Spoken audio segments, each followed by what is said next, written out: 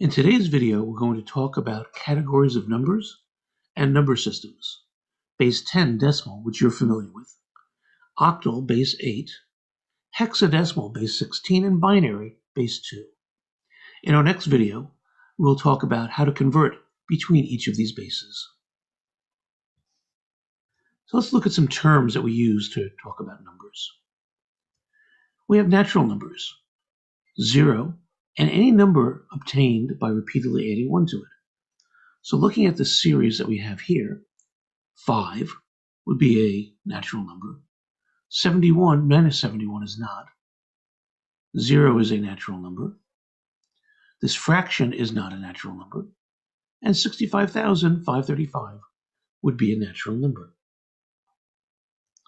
Negative numbers, any value less than 0. We represent negative numbers with a minus sign in front of them. So let's see, which are negative? Is 5? Nope, not 5. 71 would be negative. 0 is neither negative nor positive. This fraction is not negative, and 65,535 is not negative. Integers would be a natural number, a negative number, or 0. So the natural numbers that we had would be 5, 0, and 65,535. And negative 71 would also be an integer. So 5, negative 71, 0, and 65,535 are all integers.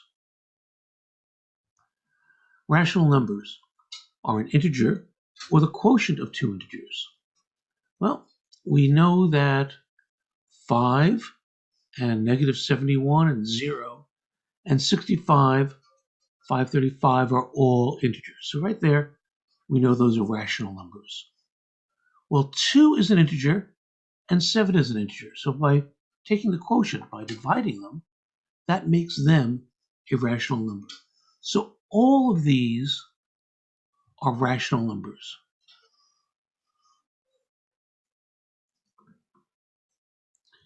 So in summary, a natural number is 0 and any number obtained by repeatedly adding 1 to it.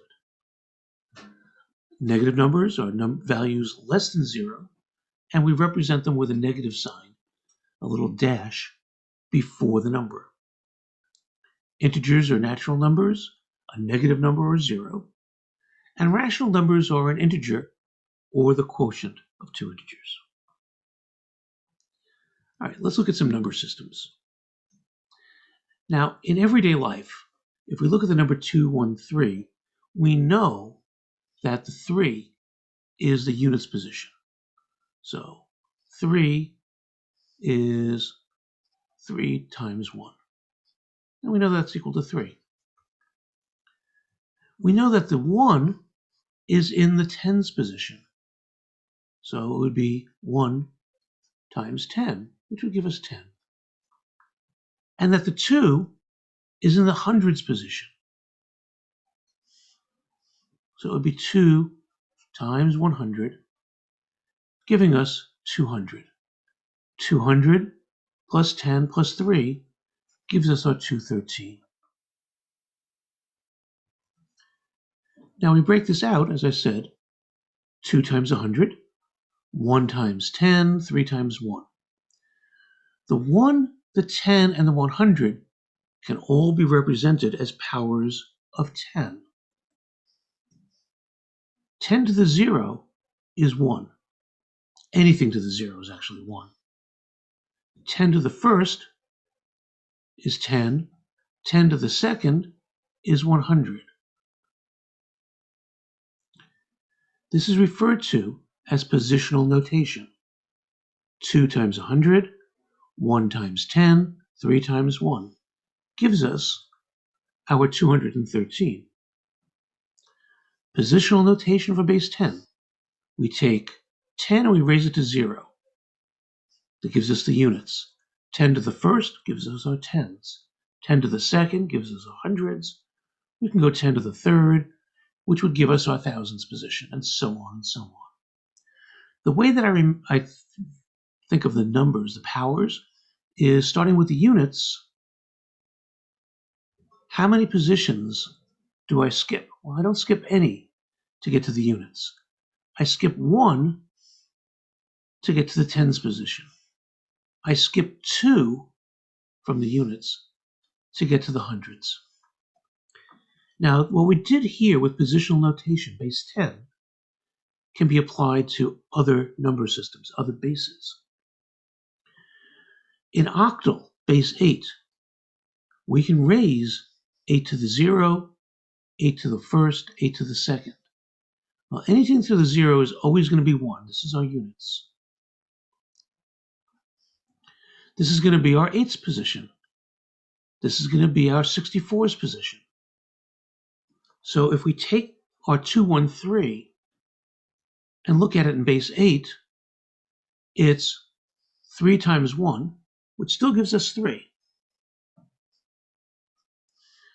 Rather than a tens position, it's the 8's position. Well, how many 8's do we have? We've got 1 8. We then look at the 64's position. How many 64's do we have? We've got 128. So 213 base 8, if we add this up, we come up with 139. So 213 base 8 has the same value as 139 base 10.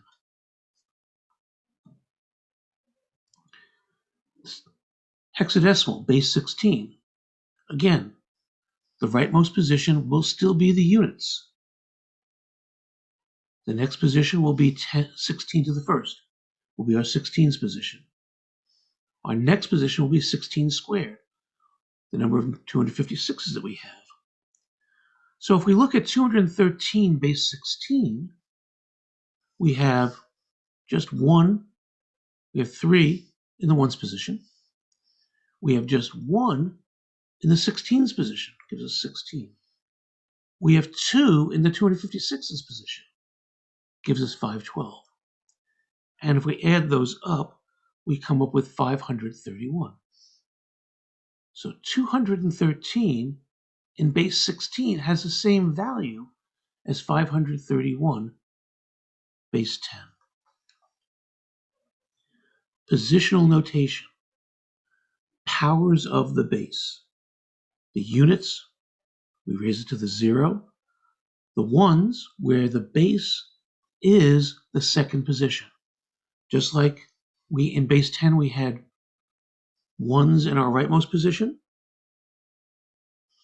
We had 10s in the second position. Here, we're going to have 16s in the second position.